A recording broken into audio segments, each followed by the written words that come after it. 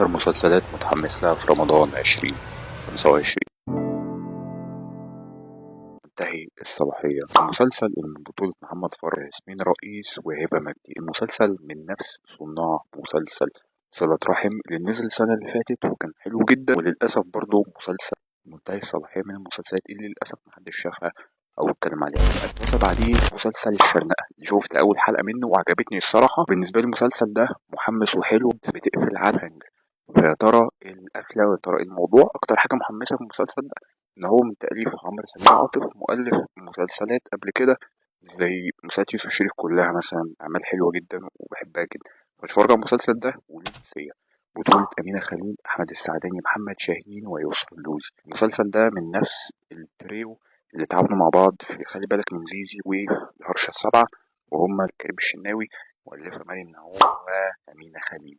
متفائل بالمسلسل ده جدا، بالذات ان التريلر كانت غامضة ومديك احساس كده بفايبس غريبة. مسلسل نص الشعب اسمه محمد اللي من بطولة عصام عمر، جرى السراج، ميان السيد، محمد محمود. المسلسل رائع، مسلسل كده تحسه يديك فايبس اشغال شقة، بس انا متحمس اتفرج على المسلسل عموما. يعني اتفرجوا وقولوا لي ايه في الاخر. عندنا مسلسلات انا متحمس لهم جدا. مسلسل قهوة المخطة اللي من بطولة احمد غزي، بيومي فؤاد، محمد خالد صالح، انتصار. مسلسل تأليف عبد الرحيم كمال وإخراج إسلام خالد، منتمي لنوعية الجريمة والغموض وكده، فأنا متحمس. قلبي منفتح، وبطولة آسر ياسين وأشرف عبد الباقي ومي عز الدين وأحمد خالد صالح ودياب، وإخراج وتأليف المخرج المبدع تامر محسن.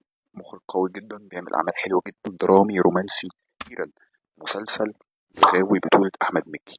مسلسل متحمس له جدا، التريلر عجبني جدا، ويبقى في أحمد مكي ويبقى في عمرو عبد الجليل، شابين أحمد ماشي، كرو لذيذ لطيف، عايز أتفرج أشوف الكلام. أساس إخراج من منذ العدل، حاجات حلوة طبيعية، حاجات ما بتعجبنيش. أتمنى بس يا جماعة يعني نخف أفورة شوية على حوار أحمد مكي وجد وكده. ماشي، أحمد مكي ممثل جامد وشاطر وبنحبه كلنا، بس يعني نخف هايب قوي يعني، عشان الموضوع مش مستاهل. هو تريلر حلو وجميل وعجبني انا شخصيا كل حاجه، بس يعني مش مستاهل كل الافواره دي يعني. هو مش بيعمل في الاخر يعني عمل اسطوري يعني، وفي الاخر ممكن مسلسل يطلع مسلسل لذيذ لطيف وخلاص، بالذات لو مسلسل شعبي. وعاده المسلسلات الشعبي مش بيبقى فيها ابداع قوي، بس المسلسل ده من القصة بتاعته واضح إن هيبقى فيه شغل حلو. قبل بس ما نكمل، في مسلسل أخير كده عايز برضو أقول لك عليه، هو مسلسل إخواتي، بطولة نيللي كريم، جان شماشرجي، كندا علوش، روبي. مسلسل يبقى فيه برضو علي صبحي، يبقى فيه محمد ممدوح، ويبقى فيه مسلسل من تأليف مهاب طارق وإخراج محمد شاكر خضير. مسلسل كده أعرف إيه المسلسلات اللي أنتوا عايزين تشوفوها في رمضان السنة دي، يا ريت تشاركوني بيها في الكومنتس. لو عجبكم الفيديو ده متنسوش تعملوا لايك